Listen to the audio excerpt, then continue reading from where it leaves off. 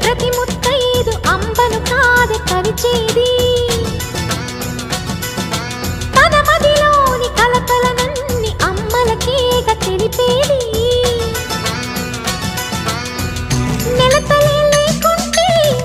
దేవుడికి నెలవేది భక్తులే రాకుంటే గుడికి ఇక వెలుగేది దయతోటి కుంకుమ పూలు అక్షింతలు మనమంతా ఇవ్వాలి తన తాళి నిలపాలి తాళి కాచి ముత్తైదా ఎల్లమ్మ ఎల్లమ్మ పోదామా ఎల్లమ్మ